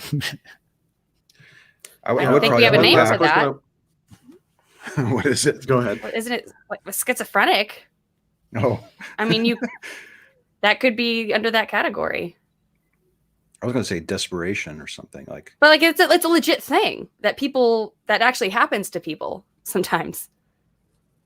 So just to be clear, he's disagreeing with the idea that when we explore ideas with other people, He's saying we should not, if I'm understanding him correctly, we should not be asking people for their main reasons for believing in anything. Or maybe Catholicism. These religious views have an exception for some reason. I'm thinking he didn't come out and say it, but I think he might be making an exception for certain claims, not just all claims. I think he's saying that you can't expect that. It's because it's just like we have a nebulous soup of like influences in our beliefs, therefore we can't really investigate them, inquire about them. Yeah. So my direct question to the bishop would be why? Why can't we look at these reasons? Or like if you've got 5 main reasons, why can't we boil them down to 5 and why can't we explore them together? Each of them. And why can't we get an assessment of how much of an impact that would have on your commitment to the belief, your desire to hold on to it and think that it's true and act out on it? It's a fair question. We do it all the time. Why do you turn on the news? Attached to this belief and not a different belief? Right. All right, let's keep going. I guess, Typically, fantasy, and it goes right back to people like Descartes. Let's find la méthode, right? Let's find the method. I'm always wary of that. From Descartes on, I got an immunization from reading Descartes as a kid against the method. I found the method. There is no such thing. We come to know in such a complex way that attempt to reduce it will always try to box you into a very narrow space. Unless it corresponds to la méthode, it's not true. Nonsense. A pox on your method. See, I say whenever I hear a method coming up, a pox on your method, we know in such a richly variegated and complex way, and not just religion. We do indeed know religious truths that way, but across the board, scientific truth, psychological truth. Because trust me where they're going with this. I haven't read the book, but I know where they're going with it. They're going toward some scientific reductionism, right? If you Who's arrogant now? We just buried the lead here. The bishop hasn't read the book. Well, but he already knows everything it's going to say. Is there? He mentioned a couple different types of truths. I've never heard of psychological truth. I'm really curious to know what that means. Is that a common phrase? Is that what he said? Yeah, psychological truth. I don't know. And he said, I know where they're going with that or something. I'm not exactly sure. Maybe he's drawn a distinction between the fact of the matter and then your opinion of it, or how it's affecting you psychologically or something. He's hating on this. Maybe he's hating on this method, and I wonder what his method is. I think he's talking about the method of SE. How dare you try to use a method to try to figure out truth? I think the method is the epistemology as defined by René Descartes, and he's saying that there is no one epistemology. You have to go with several. I think he's reacting to the epistemology part of our name. I think, he's saying like, just because there isn't a method for something doesn't mean the thing isn't true. A method to understanding a thing, I think is what he's saying. I think I agree with that. Like, we can have a really good method for determining the truth and still end up wrong about it. Robert Hamilton says, he's saying that there are other methods besides science and evidence. Okay. Which is? Yeah, what's the method? That's actually a good question. I wonder what his go-to method is for determining that something is factually true. Right. My suspicion, it's the grand arc of history and the tradition of the church or something. I think that might be the case here, but I don't want to put words in his mouth. If you replace the word la méthode, the way that he's making fun of it, with the Bible, I think that you might have the same kind of position there. You know, to say the way that he's talking about this method is the way a lot of people treat the Bible. Dali's losing it.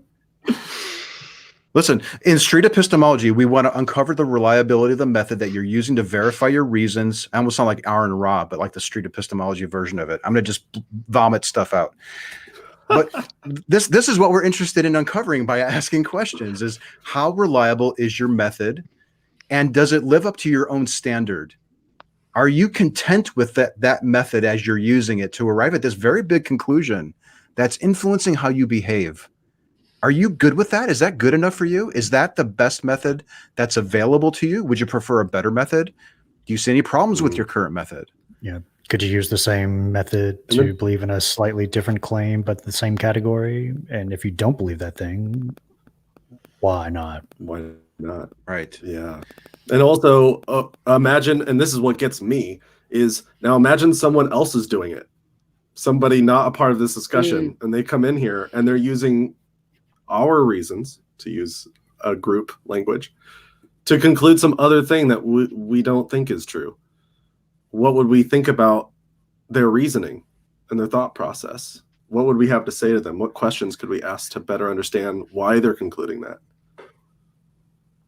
Right. Yeah, cool. yeah. Empirically, you got to form hypotheses, you got to do an experiment, you got to verify the experiment, and that and only that corresponds to what's real. A pox on that. That illumines what? An aspect of reality. I'm completely in favor. I love the scientific method, but it is.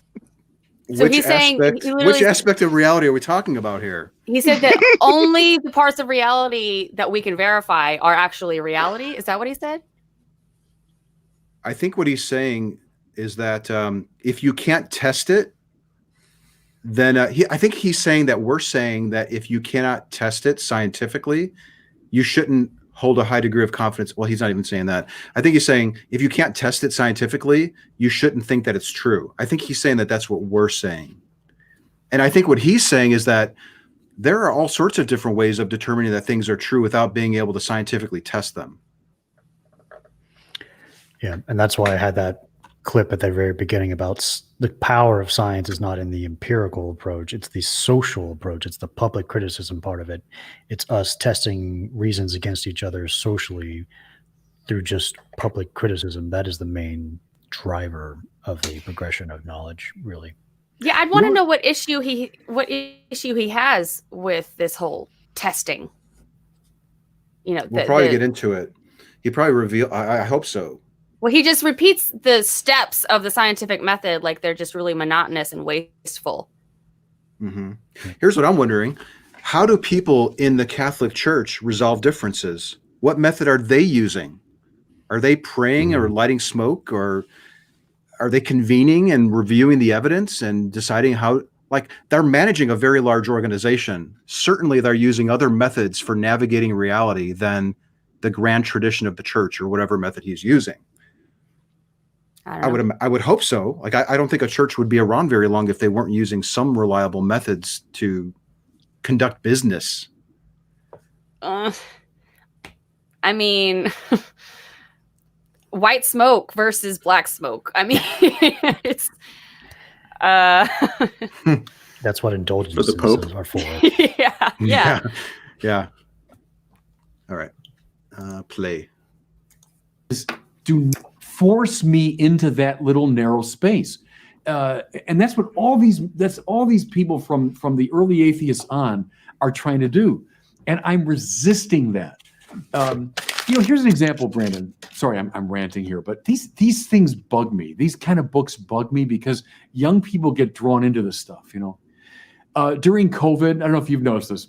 The great Patrick Stewart, COVID reference, now age 80, has been doing a sonnet a day. Right, he's reading a Shakespeare sonnet every day in that beautiful mellifluous voice. Shakespeare's not religious, right? is he? Well, I've been sort of caught up. I am addicted to it, so I always check them out every day. And they're short; it only takes like a minute or so to read the sonnet.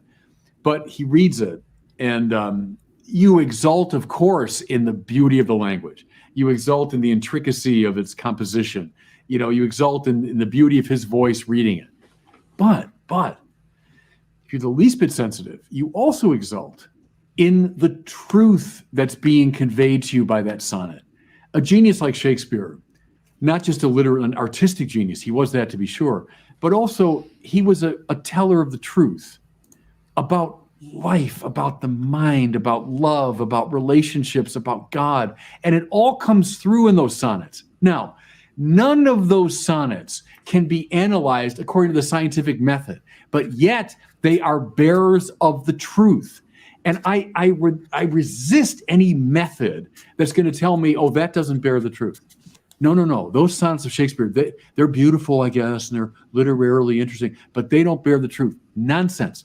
They do, just as Plato bears the truth, even though he's not a scientist, right? Okay. Hopefully that was a good. Go ahead. What do you think, Dali? Go ahead. You haven't talked too much. I'm curious. I said I resist any method that can result in truth without comprehension. If I don't know what it means, I cannot claim to know if it's true. Yeah. He says sonnets are bearers of the truth. How is he defining the word truth? That is crucial. That is crucial. Yeah. My suspicion is if the sonnet resonates with me, if I feel a sense of awe, then it's true to me. That's how it resonated with me to the point where I'm moved by it. That's how I think he's using the word true. When we're engaging with people about how you determine that something is true, I'm using it to explore how you determine that it's factually true in reality, independent of how you might be moved by words by an artist or an author. I find it shocking, honestly, to see this person use truth in this way. It's despicable to me. You know, it's an insult. I'm noticing that people are having trouble accepting. So when we talk about true things and we bring up things like opinions and personalities and, you know, I thought that sonnet was beautiful. And I thought it sucked. Okay, well, yes, you're both right. When we're talking about opinions and personalities and the stuff like that, isn't there a different kind of true? Like, isn't there a different a different word we can be using? True for, yeah. When I met Peter Boghossian at the gym, I brought that up, and it was like, yeah, there's things that are a matter of taste, true for, and then there's the reality in which you and I both share. The reality that existed before you were born and that will probably continue to exist after you die, that is independent of you. And we have to, like, our truth, and that capital T truth is just descriptions that accurately match that reality that we share. And oftentimes people think of the word reality and they'll think of like their own perception, like the reality that I go through. That's not what street epistemology is trying to do. We're trying to point out, in my view, I think we're trying to point out, hey, we're sharing a reality, and in order to resolve disputes about what to do within this reality, how do we come to conclusions about the reality you and I share? Not our own minds, but our environment and the laws of physics. Well, so does that mean then that if it's true for, then it is automatically true? If I'm being honest. So like I could have a favorite movie, and if I'm being honest about what my favorite movie is, then that's true. Though it's only true for me. Right? It may not be true to anyone else. That'd be a matter of taste. So and hopefully I'm interpreting Peter's ideas correctly, but yeah. Go ahead.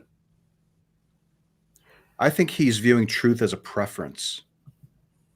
That I enjoy the sonnet, and because I enjoy it and it resonates with me, I'm calling it true. That there's some kind of truth to it, right? It's factually true that he is enjoying the sonnet and it's moving him.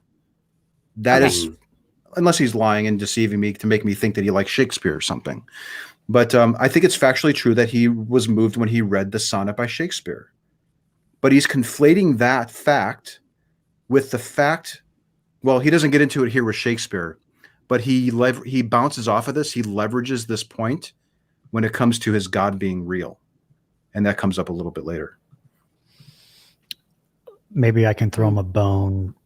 I have another quick excerpt from Kind of Inquisitors that relates to knowledge and truth being a little outside of, crisp empirical verification. let me know what you think about this. A theme of this book is that the purview of the public checking process of the science game is in no way limited to the experimental sciences. Checking can mean performing crisply definitive experiments, but even in the hardest of the sciences, the means of testing include not just lab experimentation, but thought experimentation, logical analysis, consistency with established facts, consistency with personal experience, facial plausibility, proponents and opponents' credibility, and the residual X factor we call persuasiveness. All of that and more qualifies as checking, as long as no one has final say and no one gets special authority. No, I'm not claiming that all methods of checking are created equal and anything goes. I would rather have my drugs tested in a double-blind controlled trial than in an online debate. I am saying that I would rather have the online debate than nothing at all. It too can find error and build knowledge. So, yeah, in real life, crisp empirical verification is only a small part of what people in the science game do. And in many disciplines, ethics, literary criticism, interpretive history, philosophy, much of journalism, much of economics, and so on, crisp empirical verification hardly ever happens at all. So I think that's what he's getting at.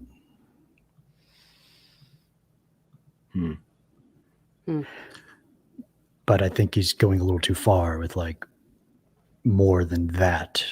It's like feelings and other wooey spiritual type ways that we can just reject through public criticism. We can ignore these bad ways.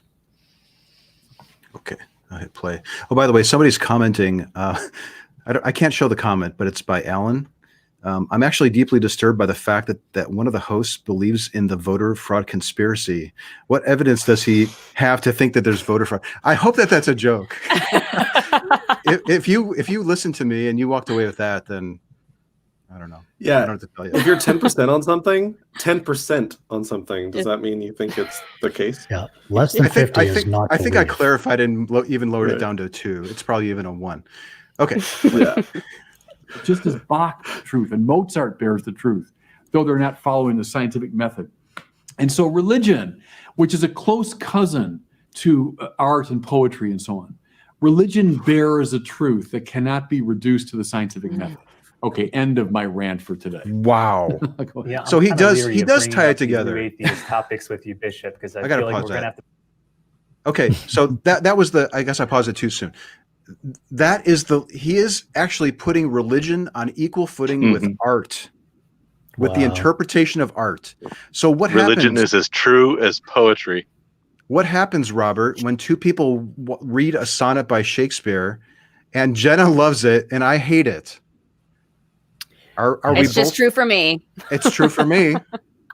Yeah. How many sonnets does it take about space travel for us to actually land a robot the size of an SUV on Mars? Could we write a sonnet to help us figure out, derive the right mixture of fuel to get a probe to Mars or something like that? Or is there a sonnet that can actually verify that teapot that's supposed to be circling? Okay, Jupiter? I'm going to be really charitable. I'm going to try to straw man this. I'm going to be like Dali here. I'm going to try to straw man. This is going to be hard. I could get off of this later tonight when I'm drinking a beer or a little glass of wine. I'm going to read a sonnet by Shakespeare. I don't think I've ever read one since high school. Now, I might be motivated from reading that to go out and find the right fuel mixture to get a probe to Mars, right? Like it could inspire me to do that. But there's nothing really true about art. These are subjective interpretations that motivate us to behave. That is factually true. Right? Are you guys on board with that? Yeah, like when you go to a museum and you're looking at paintings and everything, and you say, that's true. Well, what does that mean? You have to If ask you them. look at a painting and it's true. I don't know what that means. As someone in the film industry who has made a feature film, I can kind of relate to like the truth of like an art piece or like like a film. We are kind of making an argument. We are trying to make a statement or a message going through, but we don't make specific, stuff like that where it's like, it's kind of like we're saying, if people act in this way, they would be likely to live a better life. Or if they fail to act in certain ways, they might, hurt themselves or others. Like, this is a warning for people, but that's as far as you can go. It's like a rules of thumb generator, these things. Well, it's like, say that, there's a story, The Boy Who Cries Wolf, who teaches you not to lie, right? Well, say somebody really botched the story and gives you the impression that it's actually better to lie. Is that still true? Especially when I can read that story and be motivated to start lying to people, and my life improves. Like I might get a better job because I've lied on my resume or something. So yeah, this conflation with the word true and putting religion on equal footing with art was very surprising to me when I watched this the first time. But it makes sense though, because it used to have, go ahead. I'm sorry. Well, when I thought about religion and the way that I used to think about art, it all just gave you feelings. And so I can see why somebody who is spiritual or religious and whatever might put those two in the same cousin categories, like he put it, because they do bring about emotions. Here's the shocker. Like, I think he's right. I think religion is on equal footing with art because it gives us answers, right? Like, Equal though? Yes, I think so. Equal in the sense of, I'll have to think about it a little bit more, but I think equal in terms of the amount of, equal in terms of the amount of respect we should give it in allowing it to influence people that make decisions, like make real world decisions. Right. Someone's got a hungry cat in the background. Feed that cat. Yes, I do. Sorry. The hungry cat. he just wants to go outside and it's dark and he's not going. There's owls outside. Not going to happen. So. Yeah. I just bought 3 plastic owls and filled them with sand because we have a hawk that's eating the fish in our pond. So I got fake owls in my backyard. Okay. Here we go. Put a heart monitor. No, but get you going. Because young people are being influenced by these people, and this is not a trivial matter. Because you and I both know that they're being led away from the faith by these simple-minded, superficial, so-called epistemologies. But go ahead. Something that's straight. Young people just need to read more sonnets, I guess. Or maybe more complicated epistemologies are really the solution. Like, why are you taking a crap on simple epistemologies? Like, simple epistemologies could be reliable epistemologies. Leading people away. Okay, like, I think if somebody were to run into somebody using SE, they could be led away from their views. There's no question about it. We've seen it. We have a high degree of confidence that can happen. So I understand I think there's an alarm or a worry here that's bubbling through at this moment with him, is that whether what we're doing in his view is actually noble or not, or we're sneaky or whatever, they're losing people, not just Catholicism, but religion in general. It seems like that's the case. And this is a really good way of interrogating people's reasons and helping them discover that maybe they can't verify it on their own. So in that respect, I mean, that leading a person away or somebody leaving their religion could very well be an outcome of these types of talks. So I agree with them on that, but we're not giving our own methodology. I don't think we're asking them to reveal theirs, and then we're asking questions for them to explore their reasons and their methods to see if they're fine with that. We're not, I don't think, suggesting alternate methodologies and reasons. We're hoping that they maybe come up with those on their own. Correct. Yeah, jump in here and correct me if that's different from what your motivations are or how you see it. No? The same way I think about it, I just project it on other people. So like if somebody else were using your reasons to conclude something different, could they do that? And if they could do that, why would you make an exception for yourself but not for that other person? To me, it's really more about getting along, resolving disputes. That's what motivates me to do this, is resolving disputes. Yeah. Yes. On that note, I want to add, like, SE, the result of an SE conversation isn't agreeing to disagree. Mm-hmm. I think it's helping a person realize, or maybe yourself, that I can't back up my certainty or the probability that I've assigned to this, or the bet that I'm willing to make that this is really true. However you decide to quantify that scale, like we talked about before.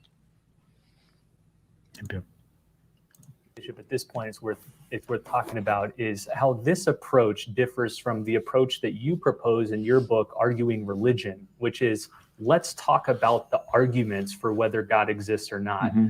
When you focus only on the epistemology, you're getting into these questions about how confident am I in this knowledge? How do I know this? And it's sort of avoiding the more fundamental question of ontology. Does God exist or not? Yeah, like epistemology is interesting, but it's not ontology. Yeah, but you see that in the movie he's making is he's immediately moving religion into this kind of subjective realm of, well, I guess you've had these feelings that tell you this is true. Where no, you've done that. Sure, I'm dealing with the objectivities that the sciences can verify.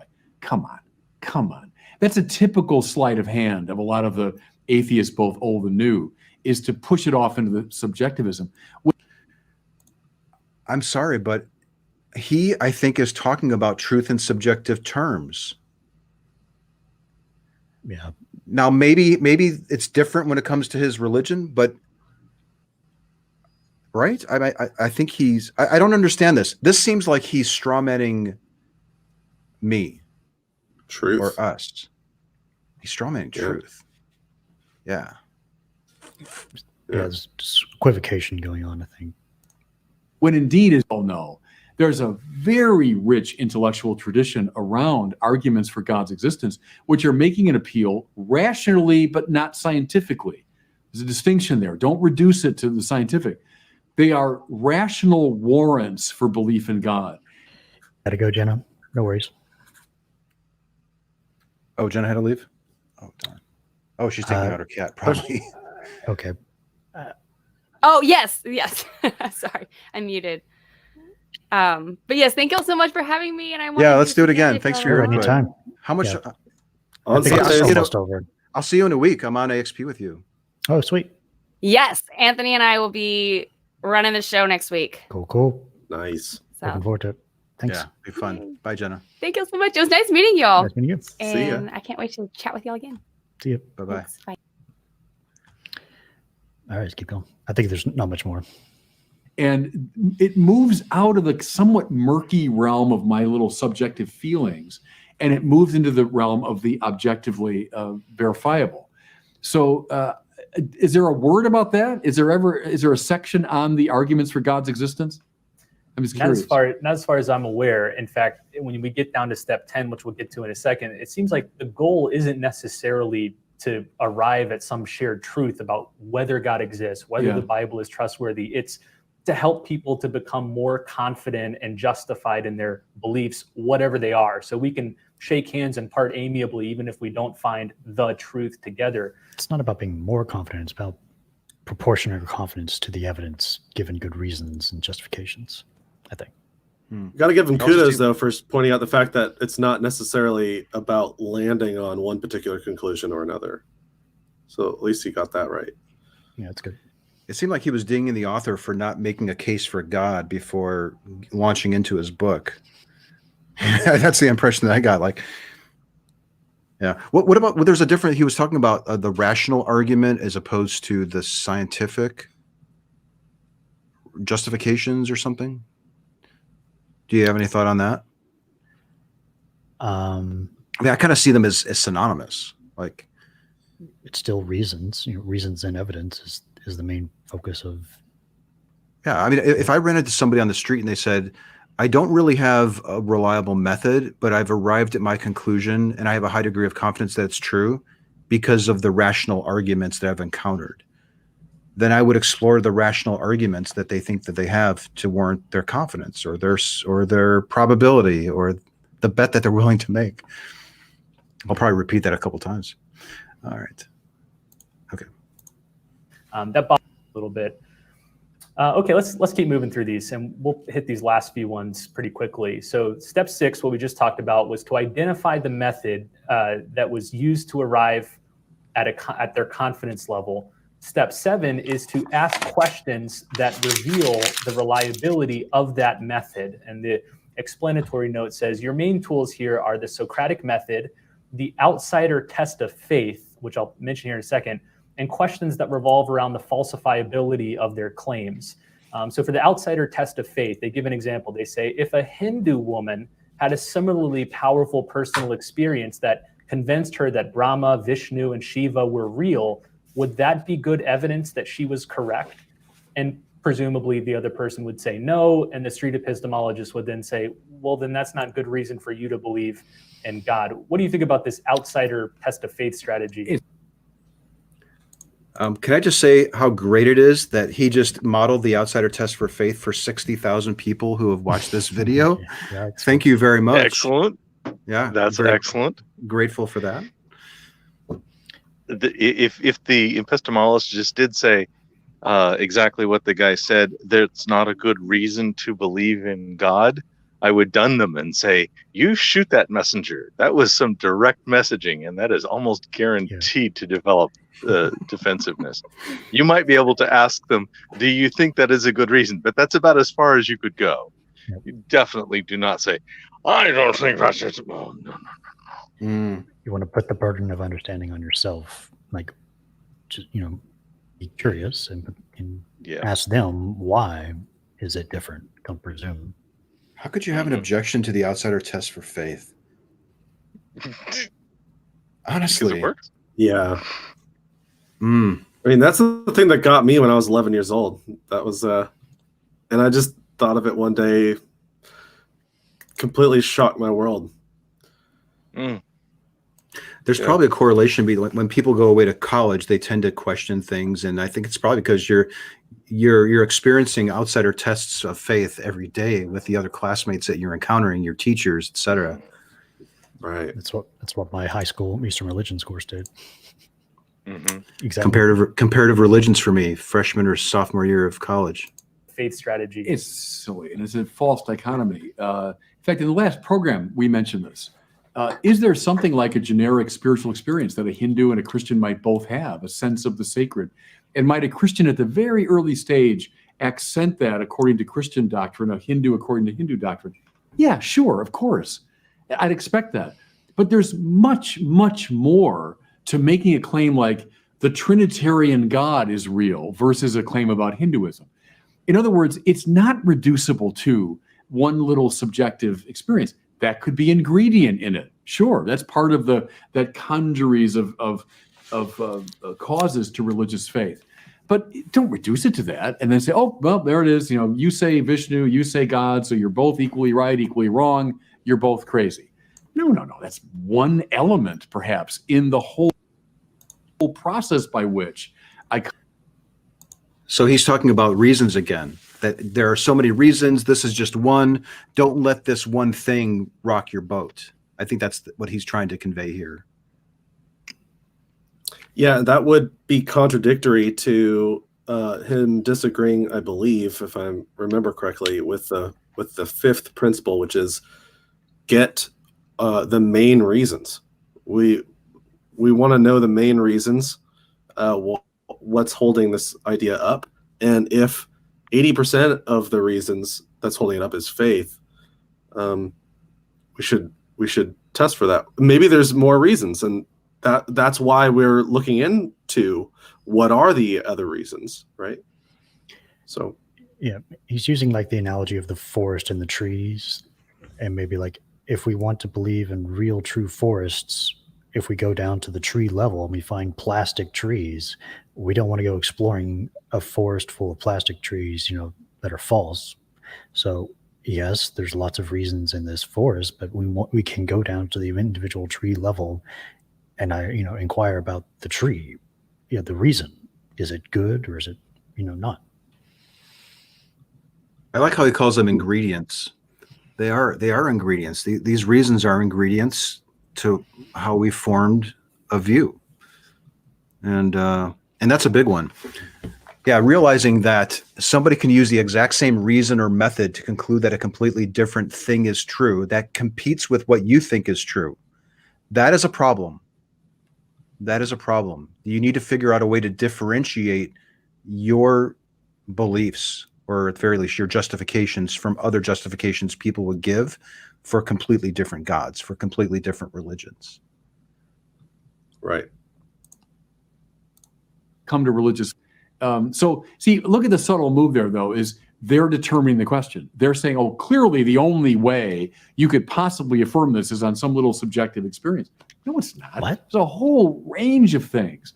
And how about we talk about that, smart guy? How about we mention some of those? Sure. See, put him on his heels a bit. Yeah. This whole thing is I agree. designed to put the religious person back on his heels, so he's always fighting a defensive war. Don't play that game with them. Don't let them. No. No. Questions can put people on their heels, but somebody who is feeling attacked will be less likely to honestly reflect on the views that they have. It's counterproductive. So, Yeah. Plus, I don't want to be attacked. I don't want to be attacked either. Yeah, like when it's your turn to Yeah. ask me questions, I don't want you to like drop the hammer on me. Like I would want you to be working with me to figure out if I've used good reasons and methods to get to my conclusions. But I think in the book, in all, just to steal man or give, I think, doesn't Boghossian talk about, like, he talks about jujitsu quite a bit, and you're rolling with your opponent, and I think he does use some of that language. But in the long run, I think it's problematic. It should be really viewed as a partnership, and that's what Boghossian talks about in his second book quite a bit. Working together with your conversation partner, not putting them on the back foot, not shutting them down, keeping them open, helping them stay opened. Pete is really into Using language like we and us is really helpful. Like, how could we figure that out? Yeah. Now I understand, because what's the result of participating in a talk like that? It has dire, the outcome isn't too optimistic for people who are holding views like this guy. So I understand his defensiveness. I understand his need to try to position it in this way. It makes complete sense. But as a practitioner of this method and someone who promotes it, it upsets me to see it misrepresented in this way. But I understand. I do understand. Let them play that game with you. So last few steps. Step 8, listen, summarize, question, watch, repeat. So just recapping the conversation.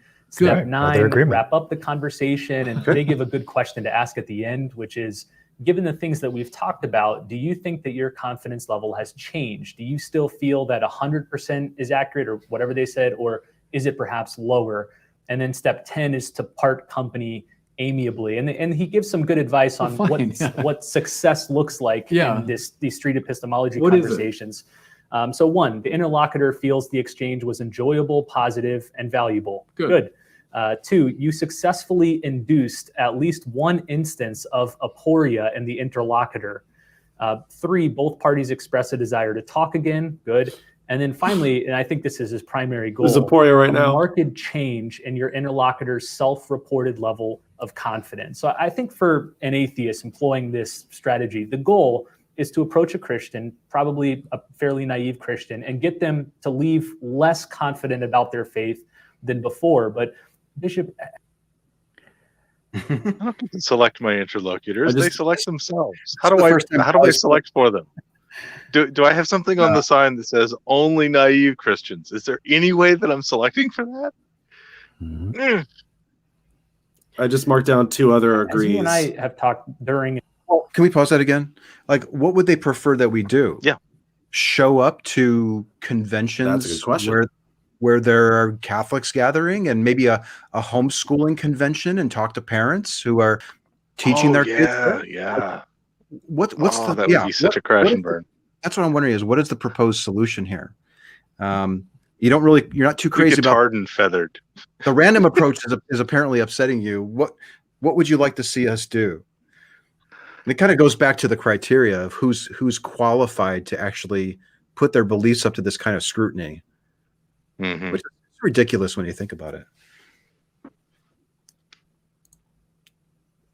During and before this episode, this whole strategy, which is essentially a Socratic dialogue, could equally be applied in the other direction. We could Sure. equally go find a Yeah. naive atheist who's Yeah. never read a book on the arguments for God, who's never heard the brightest minds explain why we believe what we do, and get him to question his atheist commitments and have his confidence in God go up and his confidence in atheism go down.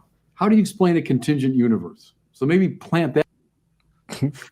That's not I an s- SE question. Yes, Let's yes, stump our please, opponent. please Yeah. have them bring it.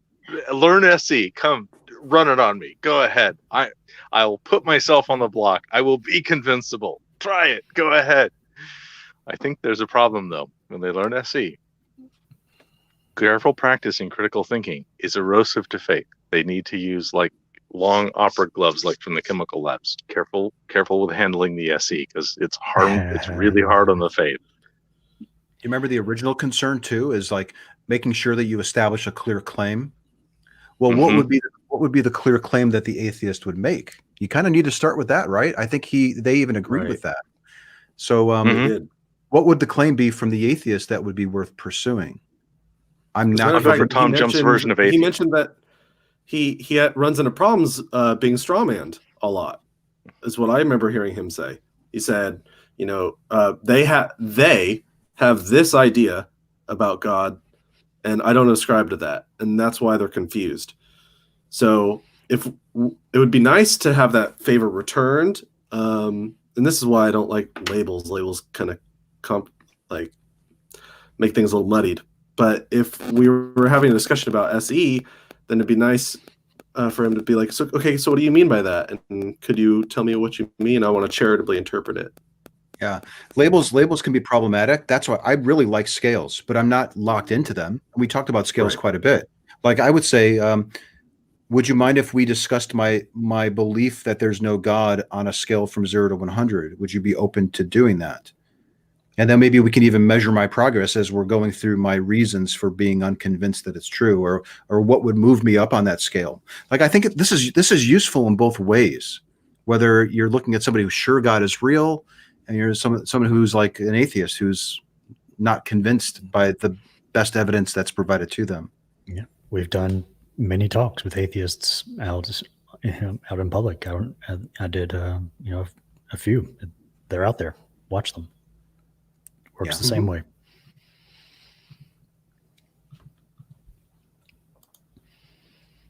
Contingent universe. So maybe plant that little aporia in the mind of an atheist. Aporia. Why do you believe in objective moral values? Explain that to me now in detail. Why you think objective or moral values are objective? That's a fine There's question, all kinds of ways perhaps. that the Christian can should plant aporia in the mind of the atheist to get him or her out of that sort of cocky stance of, I got the answers and I want to put you back on your heels. No, if it's a What? Wow. That is shocking to me. Because my whole position is I'm so full of questions. I'm so full of questions to the brim. Exactly. I don't have the answers. This is why We're modeling uncertainty because we're really uncertain about it, and we're uncertain about their reasons for thinking that this stuff is true. Is there a certain cockiness? Like there's a certain amount of pressure that's taken off if you don't have to come up with reasons to defend your position and you're asking questions and you're going along with it. Like it's a little bit liberating maybe, or there's less stress, I guess, in that way, but I wouldn't phrase it as arrogance or cockiness. It's typically the person who is absolutely sure that they have the truth and they want you to, and they even will say, you also know that it's true too, by the way. I mean, you want to talk about cockiness. Yeah, that's the height of it. That's the height of it. Or I don't even need evidence to back this up. I'm so sure that it's true. You want to talk about cockiness? Let's talk about that flavor of belief. Yeah. I don't know. It's a little funny to see it being presented. real dialogue. Let's go right back to Plato. You want to have a real dialogue. Well, then, both parties have to be open to being put back on their heels. This is a very aggressive. I know it sounds, friendly and let's end on good terms and all that's fine. I'm obviously in favor of it. But it's all predicated upon, clearly, I'm the one that knows what's going on here and you're a poor soul. And I got to put you back on your heels and make you less confident. Is that what Socrates said? I'm the one who knows everything. and I'm asking questions because I'm. Is that even the goal? The goal isn't always to reduce confidence. Number one, I don't know what claim a person's going to make when I initiate a talk with them, or I might overhear somebody make a claim, and then the thought crosses my mind. That might be interesting to challenge them on and see if they can maintain their current level of confidence. So there's this misconception that a talk isn't successful unless somebody shifts in their confidence.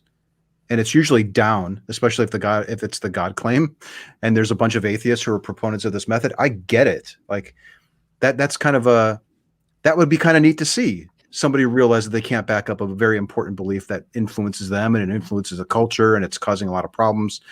I'm excited when I see that, but it's not my personal goal. In fact, I would feel terrible if somebody lowered their confidence in a claim that they really could end up justifying.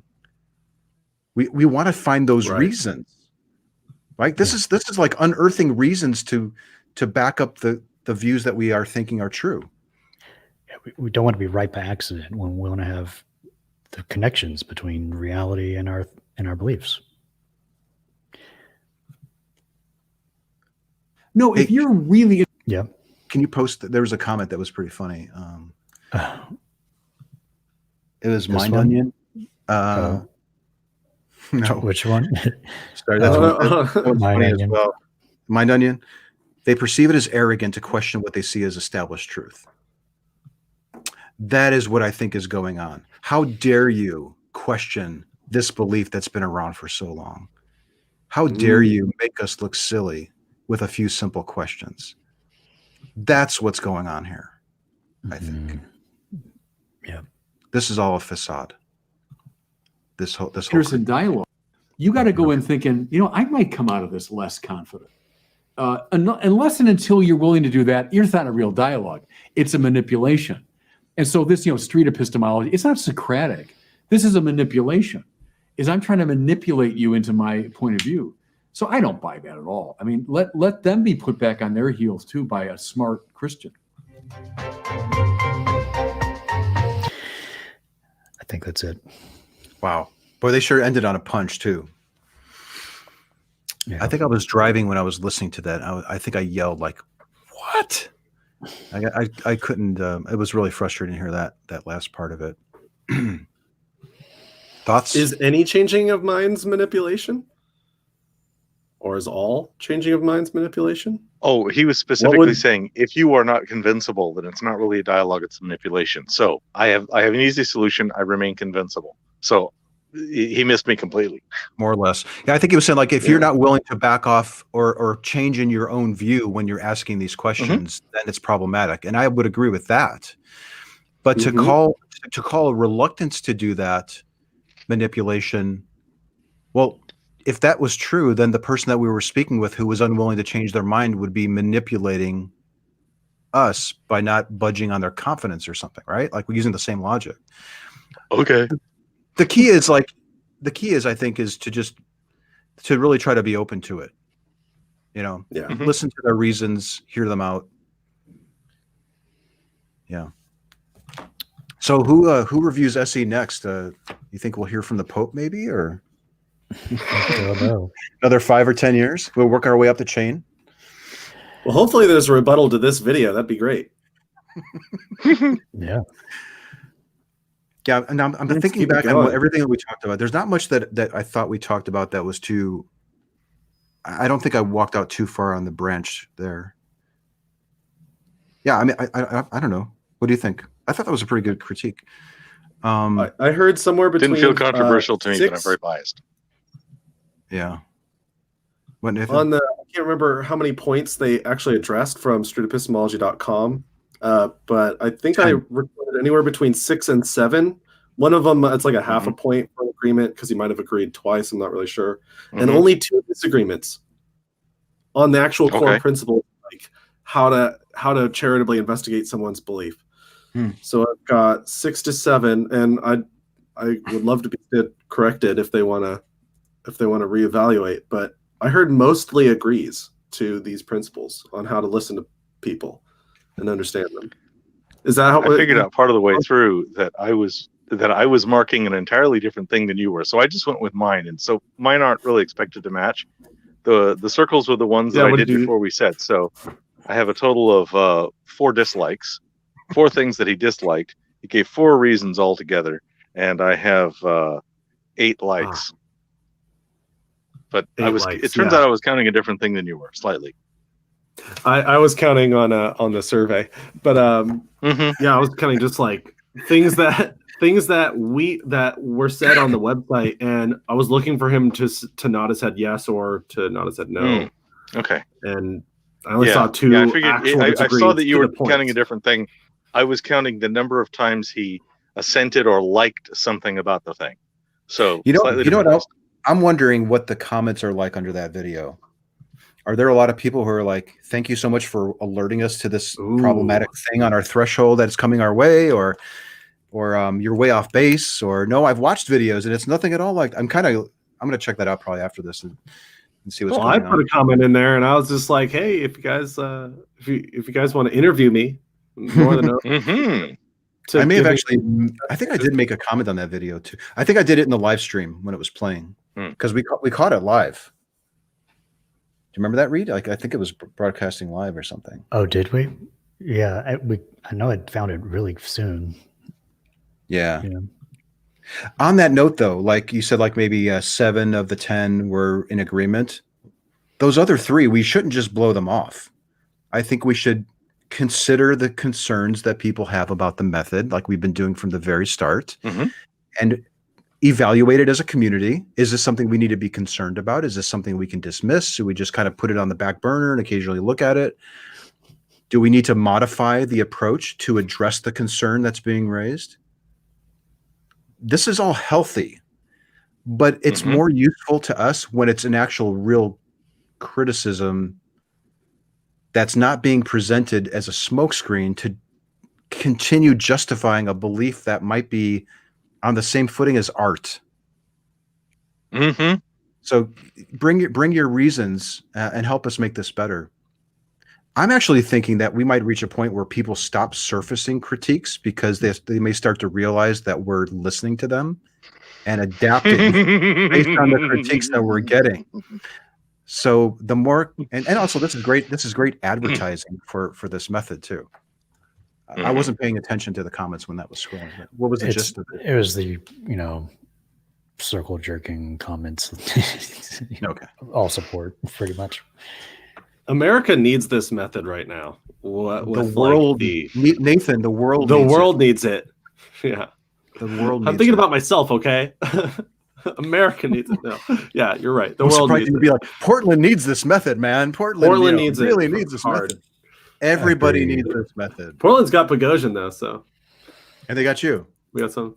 Yeah. Yep. Yep. All right, that was fun. Wow, we 2 hours. Thank you all. It's a record. Yeah, we did it 2 hours. Boy, the looks on my family when I walk out this door, because I've had the internet turned off so that I can like direct wire to the cable modem. Oh, wow. So I'm gonna have a I'm gonna be so mad at you. Unless they found something on Spectrum cable to tie them over, or on their cell phone, I think it's not gonna be pretty. That's okay. They understand. Yeah. I put it on the calendar, guys. Come on. This was on the calendar for weeks. Oh, he was asking. Thank your family for me. Yes, go ahead. What do you define as success? What would be a success to you? Because I think Robert was also talking about that. Like a success would be somebody lowering their confidence.